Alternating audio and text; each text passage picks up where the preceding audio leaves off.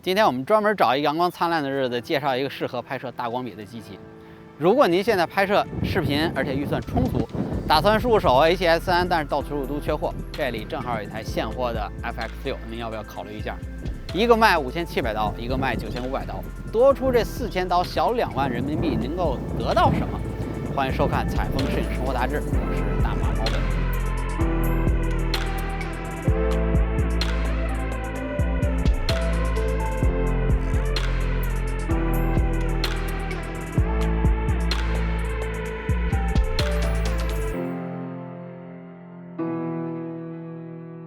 刚刚发布的 XS6呢，让我们一脚迈进了索尼专业产品线。虽然呢都是可以拍摄视频，但是索尼的专业视频还有照相机是风马牛不相及，甚至不相往来的2个部门，连他们的网站都是各自独立来运行了。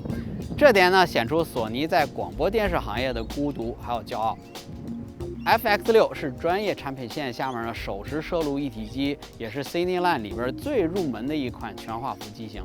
在它上面是大哥 FX9， 在它旁边呢是它的 Super 35的兄弟们 FS 系列。FX6 按官方的说法，主要卖点呢是支持这种高速混合和实时眼控对焦功能，4K 高帧频的120FPS， 具有10档的动态范围。听起来是不是有点耳熟？对，这就是放在专业摄录一体机躯壳里边加载 S-Cinetone 的色彩科学的 A7S3。但是专业机毕竟是专业机，在一些专业性能上呢是不含糊的。如果把这台机器的性能展开说了的话，估计一整天咱们也说不完。这个罗列参数的事儿呢，我们就不干了。咱们可以参考一下网上那些技术大佬们这个开箱频道，这个非常的详尽。我们想聊聊这机器，我们用了2周的时间，体会到的1分钱1分货，没有花钱的不是。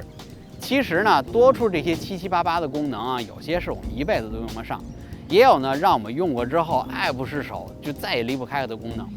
我们只是从2个肉眼凡胎的摄影师的角度，让您来感受一下使用入门级的专业机还有高级的视频相机的区别。咱们这次呢，只是找重点的来说。其实最让人用的过瘾呢，就是内置电子可调的 ND 中绘滤镜。它是通过拍摄时候呢，改变加载档滤镜上的电压，调整滤镜的密度，从 ND 1/4到 ND 128%，这是一个非常宽的调整范围，也就是从减2档一直到减7档的曝光。这个设计绝对是让摄影师用过之后再也离不开一个功能。它好处有几个啊？第一个就是可以无缝的控制曝光，这是电子 ND 最大的特点。在自动 ND 模式下呢，摄影机能够无缝的调节曝光量。当外界光线的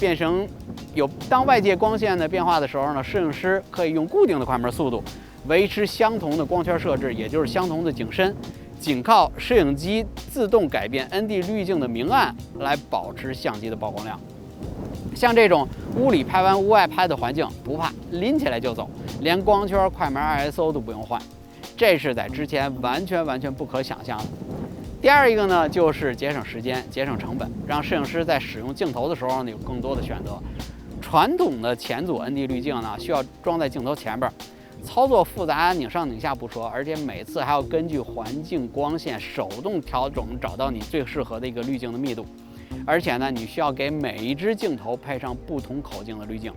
咱们算笔账啊，常用的滤镜尺寸有82、77、72、67、62、58，大概这6种。甭多说了，每片滤镜咱按200到300刀算啊，这就是1000多刀出去了。您别跟我说 ND 滤镜也有便宜的，几十块钱一块，别说便宜的了，就是顶级的可变 ND 滤镜也不可避免的有这个轻微的偏色，还有在拍摄逆光画面的时候一定会产生的眩光。而且这些画质的影响，其实在电子 ND 上通通没有。内置的高质量的 ND 滤镜呢，让摄影机可以使用第三方镜头而不再受到限制。比如像一些特殊的口径，或者是设计上根本无法安装前组滤镜的设计，比如说鱼眼镜头或者超广角镜头。还有一些旧式的手动镜头，虽然有光圈，但是呢只能调整固定的广位。电子 ND 镜呢，能够主动帮这些镜头来解决问题。电子内置的 ND 滤镜呢，可以说改变了整个摄影机的概念和设计。因为快门的位置呢放置了 ND 滤镜，所以 FX6在传统这个传感器卡口的位置呢放了一块保护玻璃。这个可不是 CMOS 啊，大家不用紧张。有了这块保护玻璃呢，我就再也不用颤颤巍巍担心 CMOS 上有这个灰去弄脏画面了。这个有灰尘有手印，用刷子用镜头纸轻轻一擦即可。因为这块玻璃不在焦平面上，所以的小的灰尘基本上不会污染到你的画面，您就不用擦得特别仔细。这种设计呢，完全适合于像片场高强度工作的这种环境。摄影师呢，也不再用小心翼翼地测绘这些灰尘了。其实，在机内内置电子 ND 滤镜呢，我觉得根本上还是为了配合这块巨大的全画幅 CMOS。这和索尼 A7S3 上双原生 ISO 这上遮掩也不太一样啊。FX6 宣称有2个基础 ISO， 即基准的 ISO 800用于日光拍摄，和这个增强感光度的 ISO 12800用于弱光和暗光环境拍摄。只要摄影师选择基本 ISO， 在它的基础上增加增益就可以了。摄影师呢，不用像 S3 一样再死记硬背哪个拍摄模式下用什么 ISO 才是最佳的表现。如果您是用基准 ISO， 只要增加增益这个波动这个物理波杆就完成了。这个波杆呢，也是索尼专业摄影机的一个标志性的设计之一，非常的直观。理论上啊，是增益越接近基础 ISO， 它的画质就越纯净。全画幅低密度传感器实际上就是一个夜视仪，裸机视频拍摄星空，您信吗？使用名将的50毫米0.95的镜头，还原南半球星空下猎户座的大星云，您看到了没有？如果您非要让我说说对于 FX6 的第一印象，其实呢并不是画质，因为 FX6 的画质呢，在我们提前使用 S3 的时候已经体会到了。其实我们印象更深刻的是索尼专业部对于专业摄影师的照顾，尤其是操作习惯上的照顾。摄影师在现场其实就忙2件事，一个是控制曝光，还有一个就是对焦。曝光已经被电子可变 ND 滤镜给宠坏了，至于对焦，多说2句。拍摄现场的朋友大家都知道啊，如果被摄物体走走停停，我们就需要在自动对焦和手动对焦之间随时切换。相机切换手动和自动对焦，要么就是调整镜头上的这个 MF、AF 波杆，要么呢就是进入菜单，然后一个一个选择是自动对焦还是手动对焦。FX6 就替我们设计好更简单直接的方法。机身前面的自动对焦和手动对焦的切换键，这个按键的设计是极其的这个人性化的逻辑设计。你看它下面那个 Push Autofocus 按键了吗？如果你在自动对焦模式按下这个键，镜头就锁定为手动对焦。如果你在手动对焦模式下呢，按下之后呢，这镜头就启动自动对焦。所以无论我在什么模式下工作，只要临时想改变当时的对焦模式，根本不用动脑子，只要按下这个 Push Auto 就可以了，这太顺手了。这个让镜头上缺少 MF、AF 切换键的设计的镜头呢，比如像索尼的比如像8T 的系列，被一个简单的机身按钮全部都盘活了。同样顺手的还有 WB Set， 就是白平衡设定键，一键快速校正白平衡。当拍摄环境光线发生变化的时候呢，摄影师掏出灰卡，在当前环境下摁一下 W Set 键，打一下白，一键搞定。我们以前说过啊，买机器不是看它突出性能有多好，而是看它的槽点你能不能认。这台机器上最大的槽点就是机身上没有3.5寸的音频接口，唯一的音频输入界面就是在它提手上的 XLR 卡筒口。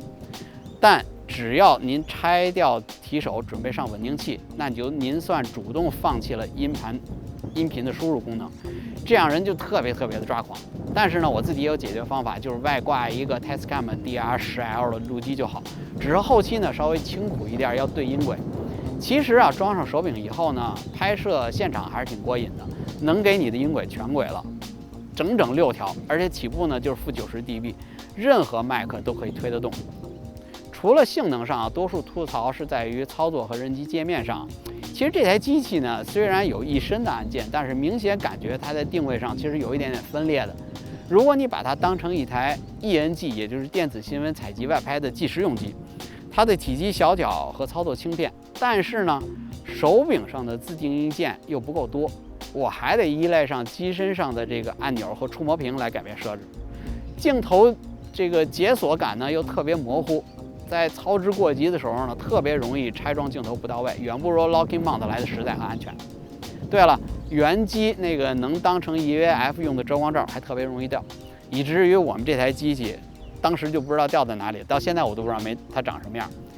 但如果你把 FX6当成一台 EFP 节目制作的主机，但是它的机身呢又太小，按键没有背光，在拍摄会议或者演出现场这种全黑的环境，完全靠摸来按这些关键的这个按键的位置，没点胆子还真不行。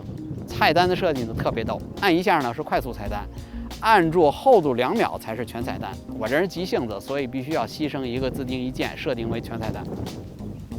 就是这么个小巧而且拥挤的机身，但是有一说一啊，其实背着用还是挺舒服的，持握感特别舒服。再来一个背带，我差不多能用一整天。就算是有一大堆的槽点 ，FX6 在细节上也无时无刻提醒使用者，这是一台专业的摄录一体机。1秒开机，标准电池呢大概是根据不同记录格式来运算出不同的功耗，实际计算出来的，显示是多少，实际就能拍出多少。耗电控制呢极好，就是在最耗电的 4K 120 100P 的记录时候呢，大概时间标准电池也是3小时。而且呢，虽然画质跟 A7S3 几乎一致，但是呢，极限比如高温环境下使用，连续拍摄也几乎没有发热，更没听到过这个电扇的动静。散热片设计是非常非常漂亮，放在手柄的阴影里边，成熟的工业质感。而且呢，机身还特意用了本来就特别耐脏那种脏的灰色。天然的这个灰尘和划痕色，擦一擦的闪亮如新。那这台机器到底适合什么人买呢？我觉得机器的用处可大可小。